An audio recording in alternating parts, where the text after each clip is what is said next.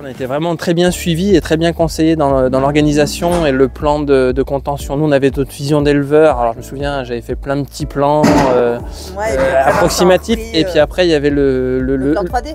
Voilà, le blanc 3D, puis même ne serait-ce que papier déjà. Quand on parle contention, on veut quelque chose qui tienne. Mais en fait, on est sur platine, spité, perforé. C'est très costaud, ça tient, ça bouge pas, il n'y a pas de souci de ce côté-là.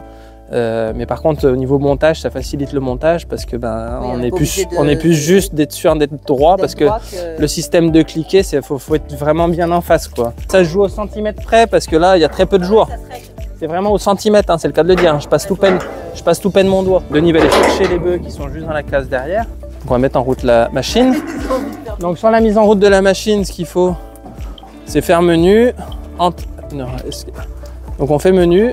Ensuite, on va sur séance de pesée, entrée, nouvelle séance. Comme ça, on a une nouvelle séance toute neuve pour avoir des nouveaux animaux sur une nouvelle liste qu'après on peut sortir la base de données et l'enregistrer directement sur notre logiciel Boviclick. Et après, dans la conversion du troupeau pour la partie allaitante, c'est important de savoir aussi un peu la capacité des animaux à profiter, leur poids.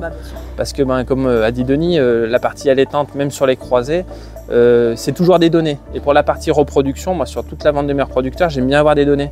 Et se dire, quand on va vendre des animaux, il faut à peu près tel poids, donc on estime la carcasse à temps, on sait qu'on peut s'attendre à peu près à tant de rentabilité.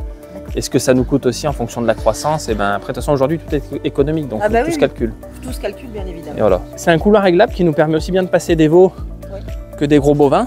Et l'avantage par rapport à la concurrence, c'est que la concurrence c'était des clavettes.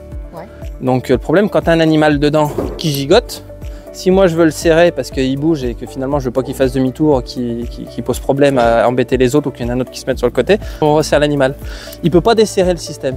On peut toujours le resserrer, le desserrer comme on veut sans qu'il nous pose problème sur la manipulation. L'avantage, c'est qu'on avait choisi, c'était ce système de porte qui n'était pas forcément standard au bout d'une tête. C'est tout, en fait on fait ce qu'on veut. C'est l'avantage, c'est-à-dire que la contention, vous l'avez faite vraiment à votre main.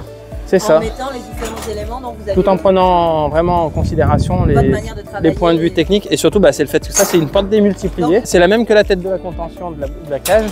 Ça te permet donc de les arrêter, d'en garder. Et on peut en garder en réserve 3-4.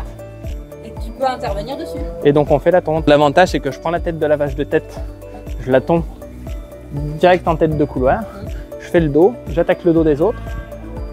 Et après, au fur et à mesure, je repasse les autres animaux, je les rebloque à la tête et je leur fais la tête là. Et ouais, Denis nous disait et ainsi de suite. Voilà, donc c'est vraiment pratique, on a juste à tourner ce petit relais et on a accès aux bêtes.